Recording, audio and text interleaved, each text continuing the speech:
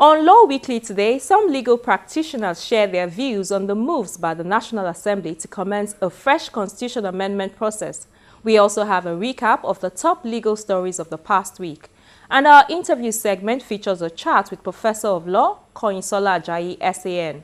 He has over 25 years legal experience in international business transactions, banking, capital markets, litigation, just to mention a few. In this interview, we talk about the 2016 budget and the foreign exchange control of the Central Bank of Nigeria, CBN. That is the lineup on this episode of Law Weekly on Channels Television. Hello and welcome to the program. I am Shola Shoyeli. Let's begin with the moves by the Senate to begin a fresh process for the amendment of the 1999 Constitution.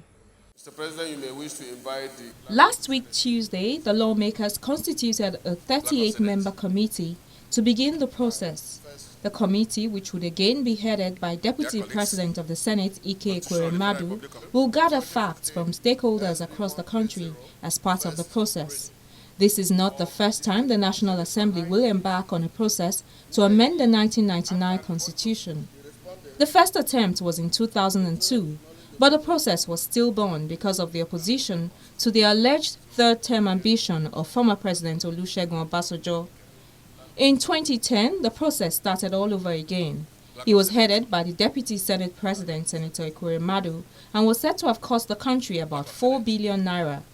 The Constitution Amendment Bill, however, never became law because former President Goodluck Jonathan returned it to the National Assembly without his assent. President Jonathan cited non-compliance with the provisions of the Constitution. The National Assembly, in turn, threatened to override the President's veto, and at the end, the controversy was not resolved till the end of the life of the last administration. Given the cost implications of starting the process all over again, some Nigerians have advised the 8th National Assembly to complete the truncated process first before embarking on a new exercise. On this edition of Law Weekly, we sought the views of some lawyers on the issue.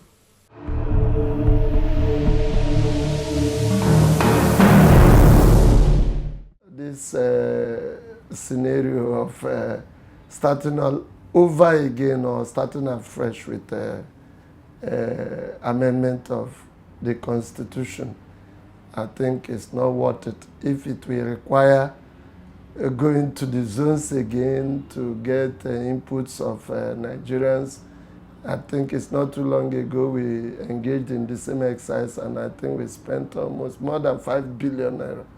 I think in this era of tightening of belt, the legislature should, as much as possible, avoid going through that jamboree. We have sufficient materials in the National Assembly. Thank God, Ike Ekweremadu, who chaired the last exercise, is still there. So all they need to do is to dust their books. The last parliament is not the new parliament. The people and the forces that pursue, chase, and achieve that amendment, which the president refused to sign, are not the people in here now. Now there are new dynamics that are there, that are drawn up, that was not known there. For example, the issue of is this segregation, that is the Biafra issue, that's a referendum and all that. The issue of even this Kwara one, this Kogi one, these are things that could not have been anticipated and they were not. That time the PDP was the overwhelming majority. It's now the opposition people who has a different agenda different from the PDP that are now in the majority. So you could see, I think if these senators and parliamentarians are serious-minded people, it might not be all that too long. Is there seriousness that is in? Is there a need for constitutional amendment? I think many Nigerians will say yes.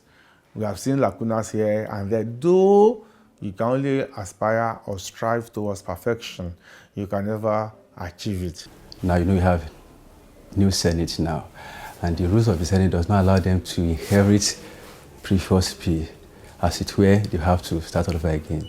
But putting in other consideration like the financial cost, using taxpayers' money, ordinarily one would expect that let us just dust it and, send it to President Buhari now for his signature. But it wouldn't work that way. You know, it's a constitutional reform. It has to follow the laid down procedure. So they have to repackage it and do the necessary thing all over again. Both chambers will look at it, but it won't attract the ceremony and the spending it was involved at the last administration, at the last Senate. It's already concluded. They just do the formality of sitting again and looking at it and pass it as it were to save the taxpayers money and the effort that have been put so that it won't be. There's a lot of things to do now. So you have a ready-made document. All you just have to do, follow the protocol again to satisfy, that is to fulfill all righteousness so that we get to PMB again. I think that is better. It won't cost much.